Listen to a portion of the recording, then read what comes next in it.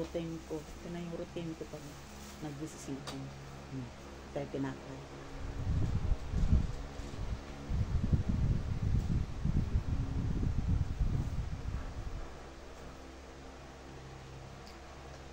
Magpi-fishport na naman kami ngayon. Weekend.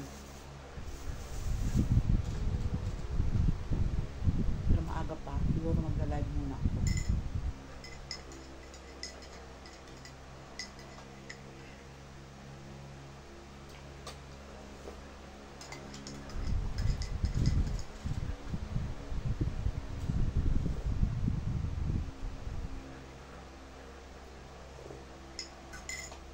Hindi na ako naghahapunan. Hindi ako nagra-rice. Kaya kailangan mayroon akong may tinapay ako dito sa may tinapay ako na pagising ko ba pag nagkape na ako ngayon ganitong oras mayroon tayo tinapay.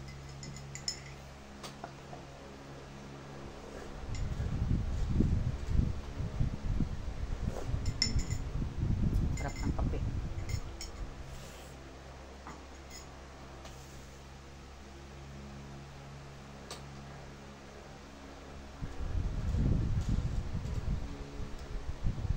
Sino mga gising dyan? Kape na kayo.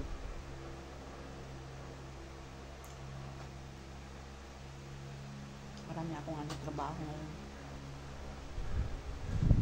Buti wala na akong tahi. Naubos kahapon. Nagpapalingke. Tapos laba.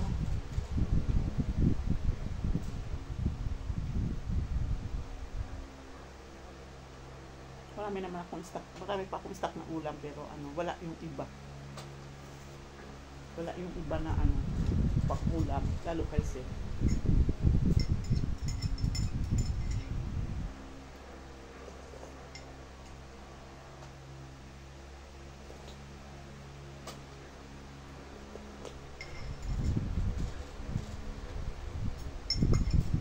Ganito lang ang routine ko. Ganito lang buhay ko.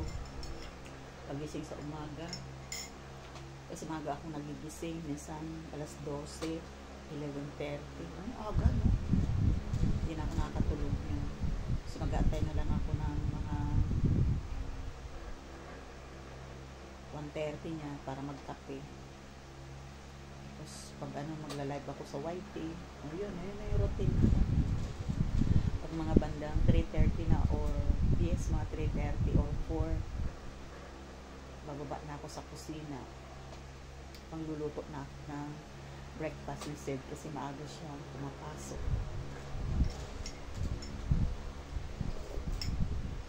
Routine ng nanay, lola. Nakape. Ayan mga lalas.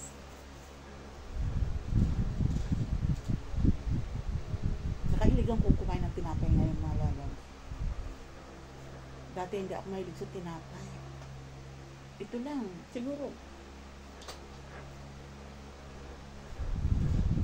Pagpasok lang ng 2025. O mga March, ganyan. Nahilig na ako sa tinapay. Ito lang ako nagkakakain ng tinapay dati. Kasi ito lang, 2025, mga month of March, ganun, hilig na ako talaga. Pero pag nagtitinapay naman ako, less rice na ako. Katulad yan, diba ako nag-dinner, hindi na ako nagkumakain ng ng rice sa, hindi na ako kumakain ng rice sa gabi.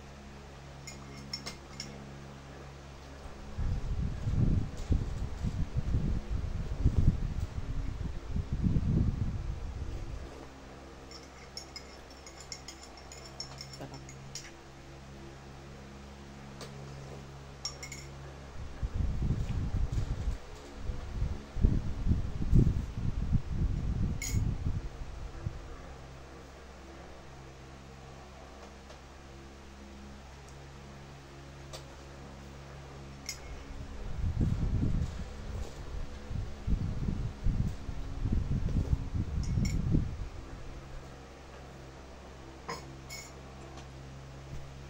happy na kayo.